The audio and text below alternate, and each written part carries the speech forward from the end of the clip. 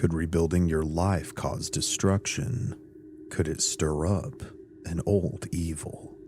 When a family loses their father in a blaze, the widow and her 2 children are looking for a fresh start.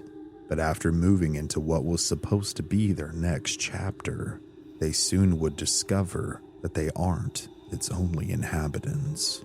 As entities emerge from the walls to collect their very souls, will they survive or be consumed by the darkness that surrounds them? This is the untold story of the demonic Long Island haunting, also known as the Long Island Terror of New York. This one, even for me, is such an insane story. Again, I will advise you to not watch this episode alone or in the dark. Please subscribe to the channel with notifications on and leave this video a like. Now, let's get to the content.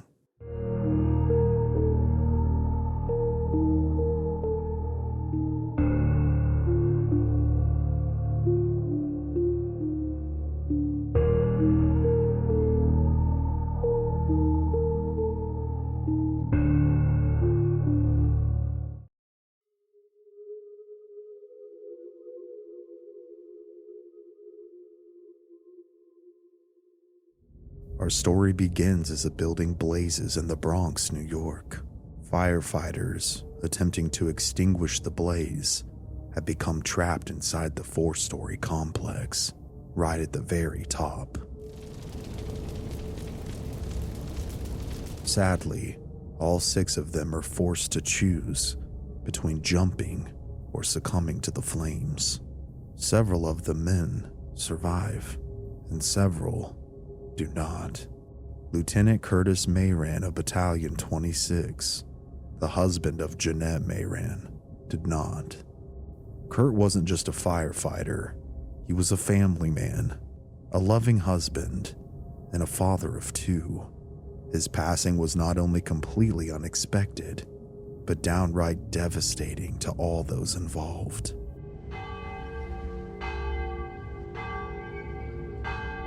The saddening events shatter any resemblance of a planned future that Jeanette foresaw. Following the tragedy, she had to tell her 2 girls that they would never see their father again. The 2 are inconsolable. To make things worse, every day following the public announcement of what had happened, her home has been besieged by the media. No care, no compassion. They just wanted a word and a picture to sell their latest headline.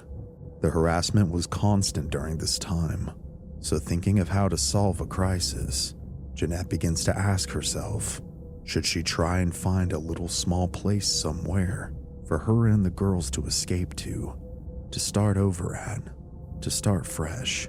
With snow still melting outside, she takes them for a car ride one afternoon and seems to stumble across a deal that was an answer to her prayers.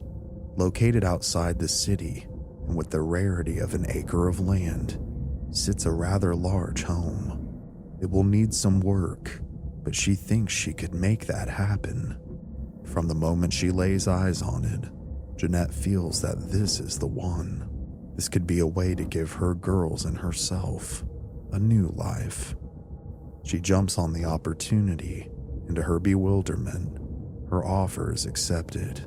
Within a month, the Mayrans move from the home that Curtis built to a new home, a fresh start outside of the city.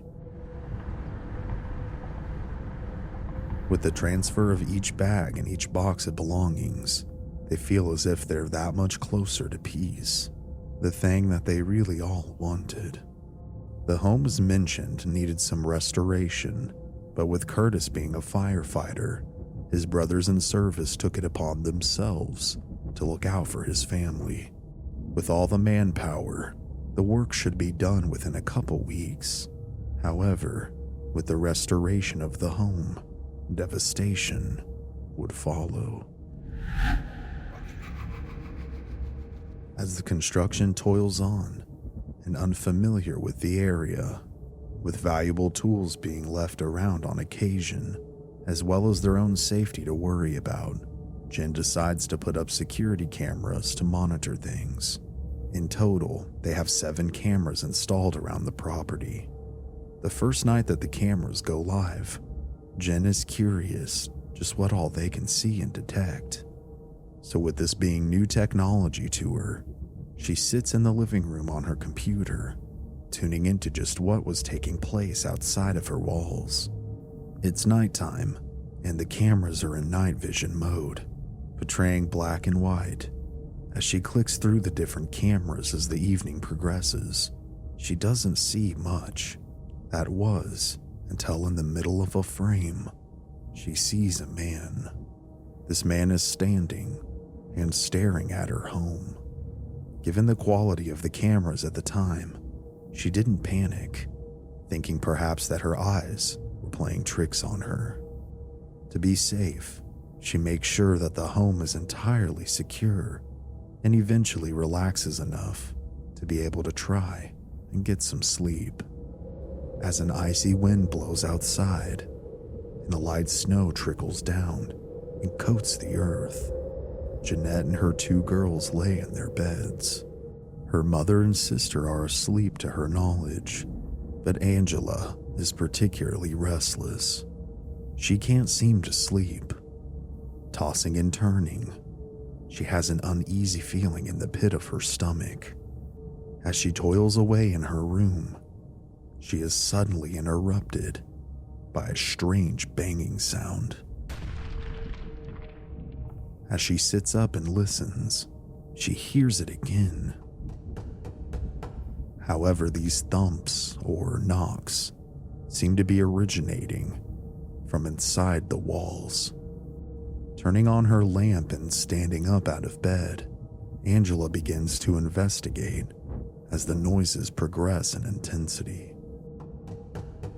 Meanwhile, unbeknownst to her, her younger sister Deneen is woken up by the sound of someone banging on the outside of her closed bedroom door. Calling out to whoever was there, she is met with the reply of silence.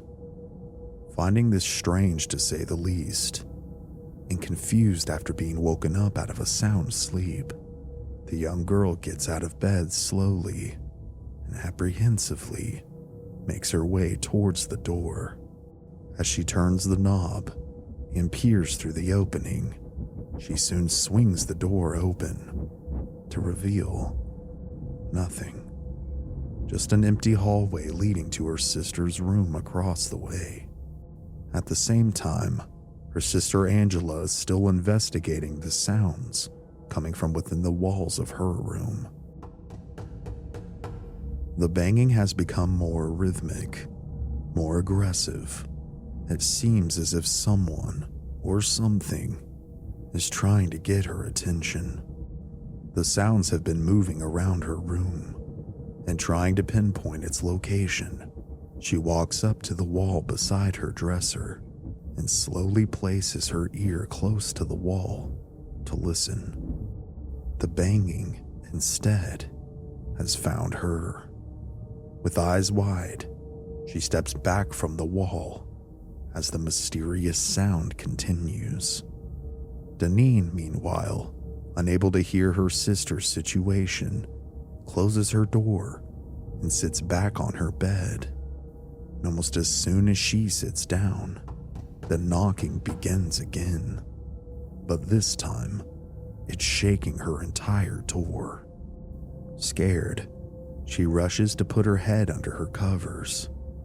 As each situation crescendos late into the night, the 2 poor girls are terrified, and needless to say, they don't end up getting much rest. The activity seems to cease at dawn. The following morning, as their mom serves them breakfast, she notices that her 2 girls look exhausted.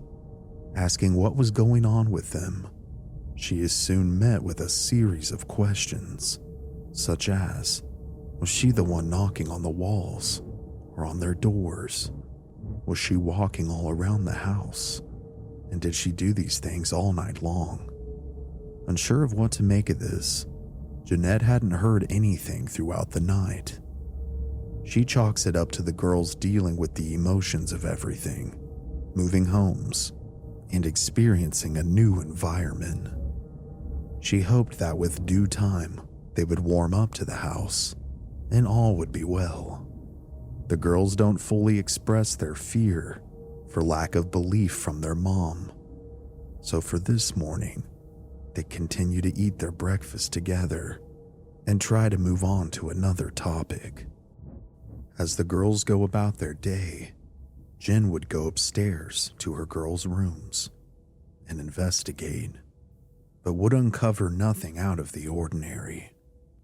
The renovations would continue, and soon the firemen would find themselves within the basement of the home, described as unique, with lots of debris. They demolish old boards and clear things out. As work toils on, the girls examine the backyard. They've never seen an area so big, and although it's freezing outside, they've opted to explore. However, they began to discover some strange things about their new playground. They first noticed strange symbols carved into numerous trees on the property. Unsure of what to make of this, as kids do, they use their imaginations. They decide that they want to design a map to help them hide things.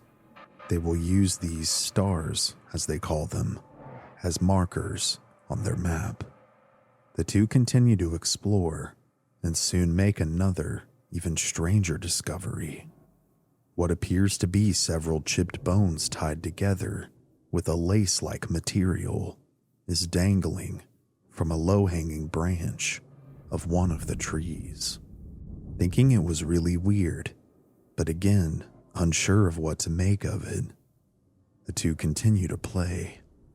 As previous items, debris and old demolition waste is removed from the basement.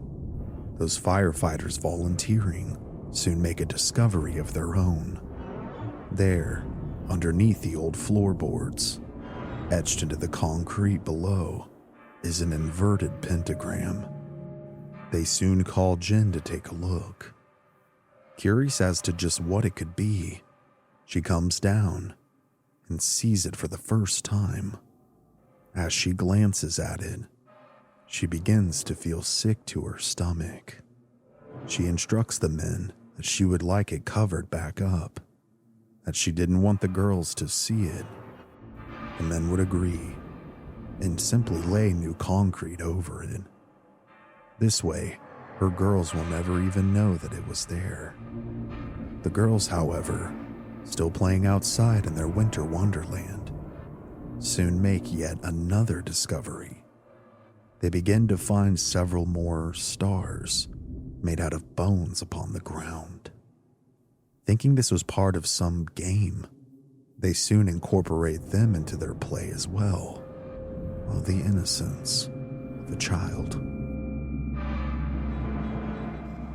Several days later, Jen has returned to work and has left Angela in charge of her younger sister. Angela has also been tasked with cleaning up the house. As she makes her way around, checking off her list, she feels as if she's not alone. She keeps looking over her shoulder, but nothing seems to be there. Turning once again to get back to cleaning, within seconds, she hears an ear-shattering noise. Her eyes shoot to the origin of where she believed the sound had come from, and the poor girl can't believe what she's seeing. The entire kitchen has been flipped upside down. Pans and dishes thrown out of their cabinets. Silverware that was inside the drawer is now all over the place. And not knowing what else to do, she screams and flees. Hours later, Jen, upon arriving home from work, walks into an eerily quiet house. In her own words, "When I walked inside, everything was very quiet. I glanced into the kitchen and every cabinet, every drawer was emptied. The place looked like it had been ransacked. I called out for Angela, but got no response.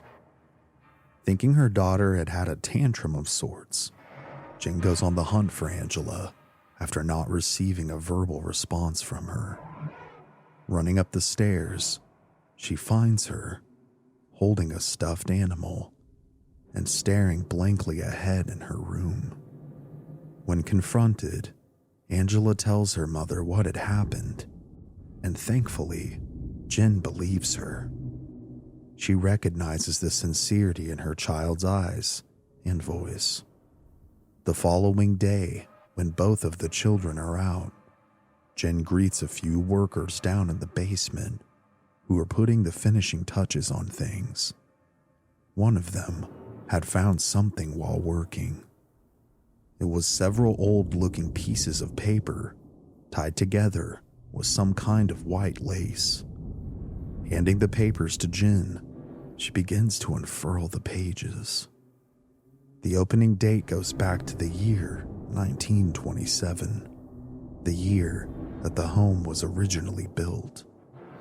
Scouring the pages for more information, from what she gathers, Jen makes out that the person who wrote this diary of sorts seems to be a young girl, perhaps the daughter of someone who had lived at the house in the past.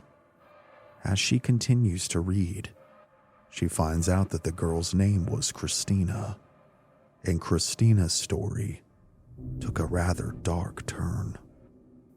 Within the diary, she began to describe how her father would hurt animals upon a star in the basement, and the descriptions became darker and more graphic as the pages progressed. Disturbed by what she had just read, Jen decides that no one needs to know about what went on here, that if the things written were true, that the past tenants were very sick people, and she, now living there, wanted to wash her hands of all of their doings, and pretend essentially that nothing happened in this place that her and her children now call home. And who can blame her, except some things don't stay buried. The following day, as Jen is cleaning house, she is suddenly startled by a massive boom that rocks the entire house. Shocked initially by the unexpected blast, she realizes that it's coming from the basement below her. Worried that something had exploded, she apprehensively makes her way to the door and, with flashlight in hand, slowly begins her descension down the stairs. Reaching the concrete floor, she scans the room for any signs of what could potentially have caused the commotion. Stepping forward and peering around, her flashlight suddenly dies. Jen then begins to feel as if the oxygen in the room is being consumed at a rapid pace, and an overwhelming sense of dread begins to overtake her. Running up the stairs as fast as she can and slamming the door behind her, she felt as if she was in the presence of pure evil.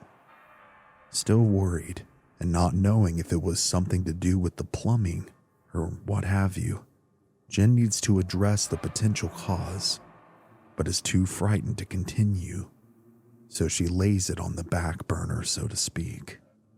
Later that night, after she's fed the family dinner, Jen is busy cleaning up, while Angela is in her room and Deneen is taking a shower.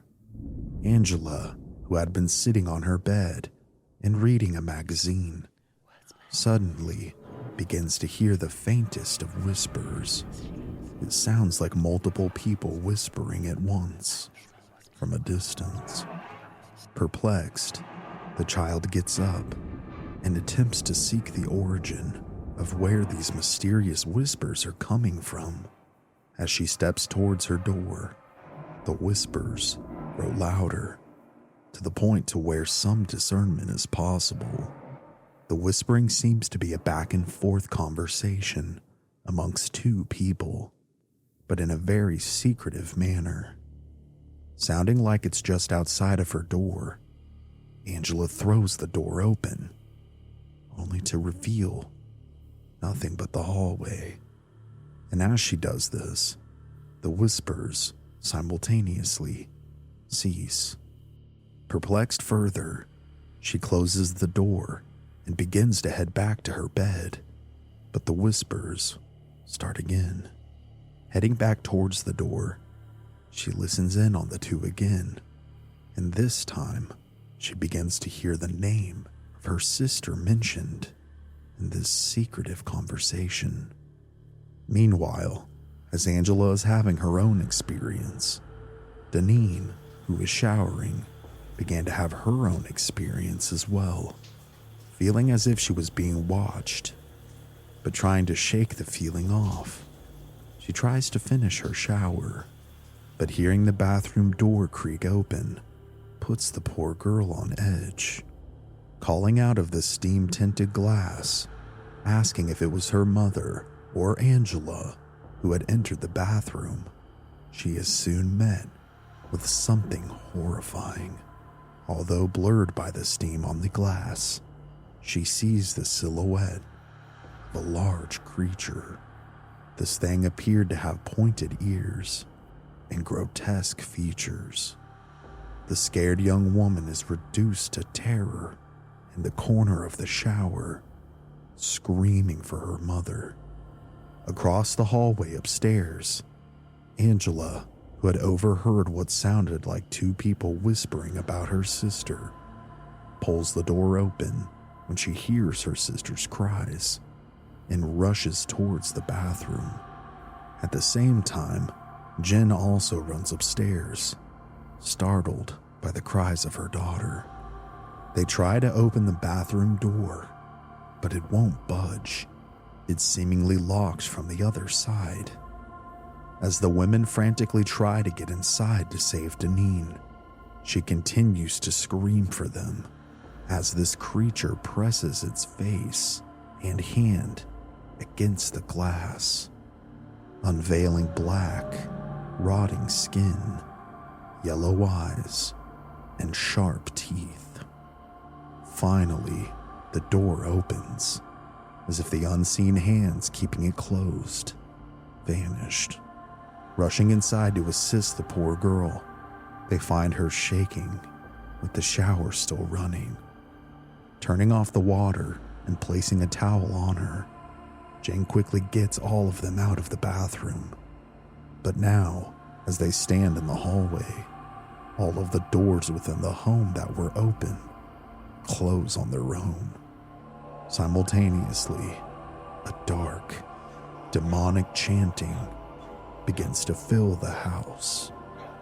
As it grows louder and more oppressive, as if some abomination from their worst nightmare was inching ever closer, the fear amongst them exponentially grows. Running to Jen's bedroom, opening the door, and rushing inside before closing the door behind them to barricade themselves from whatever was approaching, Jen holds the door shut in case whatever this thing is tries to come inside. With all three of them in hysterical tears, they begin to cry for their father, Jen's husband, their slain protector. Something begins to slam into the door, trying to break it down. As the noise outside intensifies, all three of them are desperately calling out for Curtis. Although they don't feel his presence, just as quickly as it had begun, the evil outside of the door and all of its chaos abruptly stop. The following day, desperate to talk to someone, but feeling like she'd be judged for being crazy, Jen contemplates who she can confide in. A longtime friend of her husband named Tony, had been there for her and the girls since everything had happened. If anyone was going to believe her, it would be him. So, she gives him a call, and within a half hour, he arrives at the house. After sitting down together at the kitchen table, Jen explains everything to him, from the discovery of the pentagram in the basement to what they had been experiencing, and especially the horror that had taken place just the night before. After hearing Jen's synopsis, Tony decides to go into the basement to take a look around. After guiding him to the door, Jen refuses to go down with him. So after being handed a flashlight, Tony descends the stairs alone. In his own words, he didn't fear much in life, but while in the basement, he couldn't help but get the feeling that something was watching him, as if there was an oppressive atmosphere of sorts. He had trouble breathing and wanted to get out of there as soon as he could. Suddenly, as he walks around, he is spooked by the sound of a door rattling. As he approaches the door, the rattling continues, further unnerving Tony. Not wanting to delay the inevitable, he decides to throw the door open, and when he does, he reveals an empty room.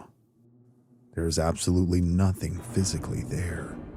Already freaked out, he steps outside of the small room that the door concealed, and the moment that he gets outside of the doorway, the door itself slams shut. It was with this extra action that Tony decides it's time for him to get the hell out of there. Tony, who had worked over 25 years as a corrections officer, truly feared very little, but what he had experienced down in that basement that day rattled him to the core. He explains what happened to Jen, but decides to leave shortly after the experience. Moving forward to try and ease one another, while someone was showering, they decided to post someone outside of the door to keep the other company in case anything else happened. And interestingly, I've had to do the same thing in one of the homes that I lived in that was haunted. But that's a story for another day. But just so you know, I know exactly how they felt. With all of their money tied up in the house, Jen is desperate to try and find some kind of solution. Not a very religious person, but going on what she knew, she decides to call the Catholic Church for help. The following day, a priest arrives to assess the situation and conduct a blessing for the family. He not only agrees that there is something evil within the home, but strategizes with Jen on how to try and get rid of whatever this thing was. He conducts a blessing of the home, but also believes that it's important for Jen to find her inner faith and conduct blessings on a regular basis herself. So, he provides her with gallons worth of holy water, since the property is rather large, in which she places into spray bottles to try and cover every square inch of the home during these blessings. One night, after conducting her blessing, Angela, who had become fairly withdrawn given the stress and trauma of the situation she found herself in, went outside to the swing set they had in their backyard. With it being nighttime, Jen decides to keep an eye on her using the cameras that she had previously installed. As Angela contemplates life and swings by herself, it soon becomes apparent that she is not alone. Jen, who was occasionally looking up at the laptop screen where the cameras were being monitored, soon sees something strange. Surrounding Angela, out of nowhere, were several dark, hooded figures. Jen, whose heart had felt as if it was going to explode, rushes as fast as she can towards the back door and towards her daughter's location. Angela, who was unaware of the figures her mother had seen, had been keeping a steady, normal pace on the swing set when suddenly she is thrust out of her seat at a furious pace, causing her to smack the snow-packed ground incredibly hard. Upon impact, she hears a horrendous crack. Crying out in pain and for her mother, Angela is greeted by Jen, who begins to throw holy water all around where the two are, screaming and cursing at the figures who had hurt her daughter. Scrambling to get her to their vehicle as fast as she can, Jen then drives her immediately to the hospital. Upon arrival and examination, they discover that her foot and ankle are shattered. The following day, after returning from the hospital, Angela now wears a boot on her leg and is forced to stay in bed, further isolating her and keeping her within the confines of the house. Things seem to be relatively okay during the day, but when the sun goes down, the home begins to come alive. One night, incapacitated in her room, and with Jen out running errands with her sister, Jen is alone on her bed. It's lightly snowing outside, and the moonlight is peeking through her blinds. She begins to hear a faint knocking noise originating from her closet. Looking over, she notices her mirror looks strange, almost liquid. She then sees something that strikes absolute fear into her soul. A charred, black, clawed hand begins emerging from her mirror, slowly and menacingly coming out more and more. Beginning to scream, Angela does the only thing that she can do because she can't physically run away.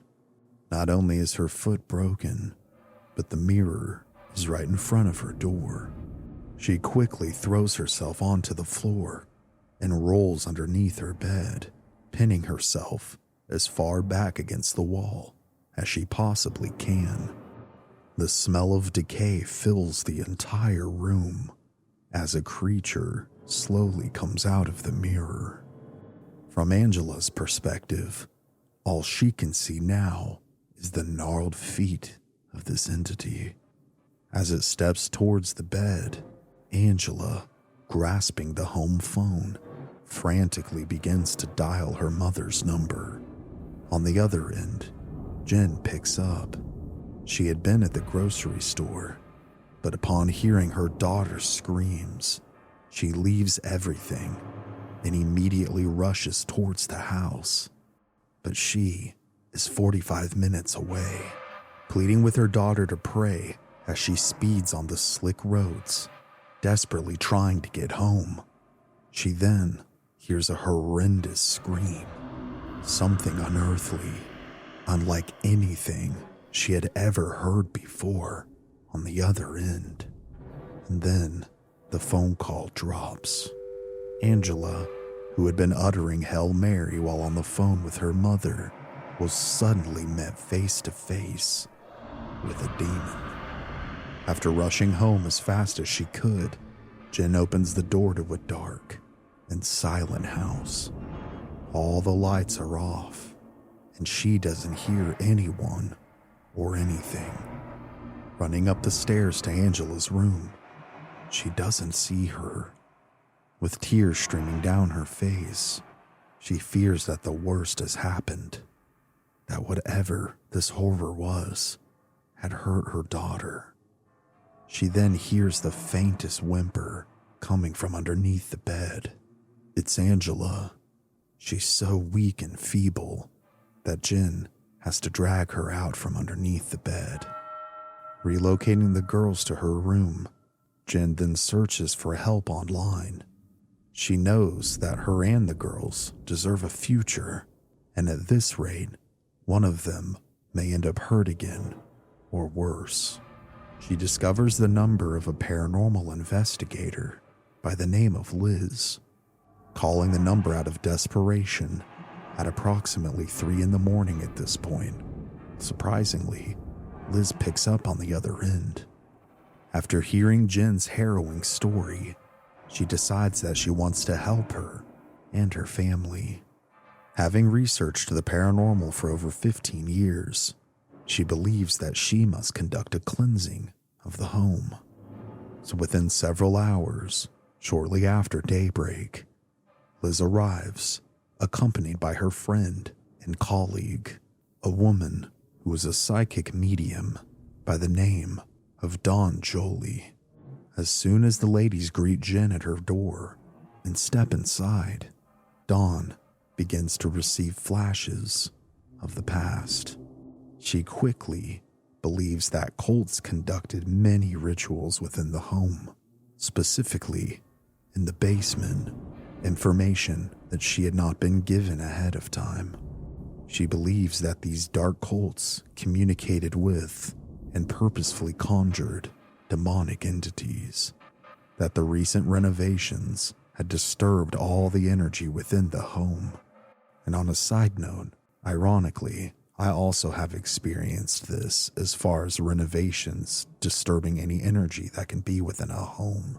But again, I'll share this at another time. After discussing what she believed to have happened within the house, the ladies decide to lay a circle of salt around the property, the idea being that it forms a barrier of sorts that no spirit can cross in or out of. To Jen, this was the beginning of the final showdown with these malevolent forces. After laying the circle whilst praying, the three head back inside, where they light several bundles of sage. The three of them then, room by room, bless and cleanse, allowing the sage smoke to fill the air. Slowly but surely, they do this for the entire house until they ultimately reach the basement, the apparent epicenter and the origin of the demonic activity. Together, they descend the stairs, their chants of prayer filling the sage-saturated air. Continuing throughout the basement, they begin to hear what Jen and the children had previously heard, the loud chants, something in a language that they couldn't understand. And with each flick of holy water and prayer cast, they soon also begin to hear screams accompanying the chanting. And the whole episode slowly is reaching a crescendo. They finally approach the last space yet to be cleansed, the small room concealed by a door. The very same room that Tony had had his experience in. The door once again begins to violently shake. Wanting to finally end this, Jen approaches the door and throws it open, allowing the sage smoke to infiltrate the last remaining air of the home, while the three women prayed and flicked holy water into the space. Suddenly, flames erupted from the floor, revealing a screaming, charred, demonic figure within, but only for the briefest of moments. Almost as soon as the screams were finished leaving the women's mouths upon the sight of this creature, the fire would extinguish, and this long battle with the demonic would finally be over. The cleansing conducted by Liz and Dawn was indeed successful. Jen and her daughter still live in the home to this day. It just goes to show that evil forces that dwell just beyond the veil of this world have nothing but contempt for us. No tragedy, no sorrow can be grounds to be left alone, but rather they use these as exploits, ways to weaken attack, and consume those who are the most vulnerable. This family banded together and were able to overcome the terror of the demonic, and for that, I commend them. It just goes to show that love truly does conquer hate.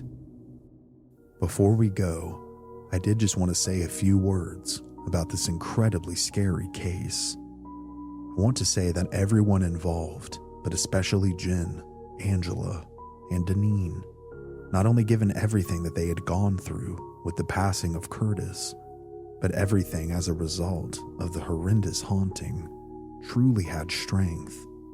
They endured it all, pressed on, and fought for their house and lives.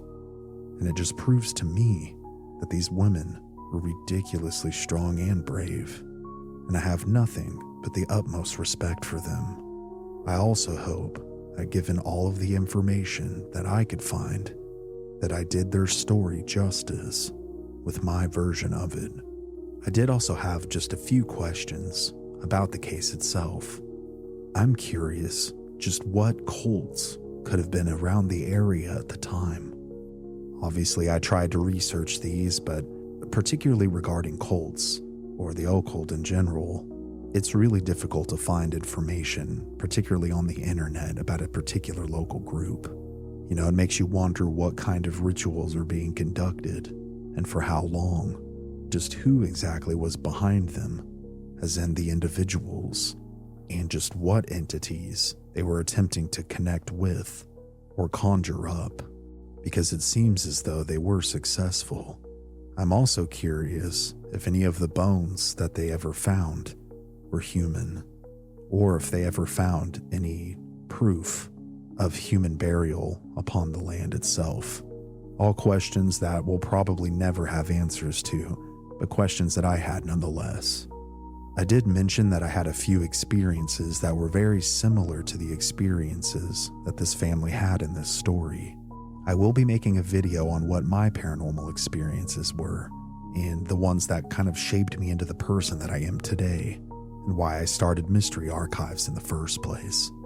If you'd be interested in hearing them, please definitely let me know down in the comments, as well as your thoughts on this story as well. Please, if you like the video, leave it a like, subscribe with notifications on if you haven't already, and share this video around as much as you can. All that stuff truly does help me out tremendously. This story was also made famous by the show Paranormal Witness, which I would definitely recommend checking out for sure. I think they do a fantastic job of storytelling as well. I also have a community announcement that I've taken way too long to make. It's with a huge thanks to our mod Matthias here on the channel that we now have a Discord. Here we can not only chat as a community, but yours truly will be hanging out in here quite a bit. We've even got a pet chat which will allow us to share pics of our furry companions, which I'm stoked on, and so much more. It's also completely free, so please check the link below in the comments and or the description of this video, and I'm looking forward to hanging out with you guys. Aside from this, guys, I love all of you. Thank you for allowing me to do what I do. And really, if it wasn't for you, I would just be some guy sitting at home making videos that I find interesting. So I truly, and I really do mean this, I truly appreciate you guys. As always, this has been Cody here at Mystery Archives. Remember to please stay safe out there and take care. I'll see you next time.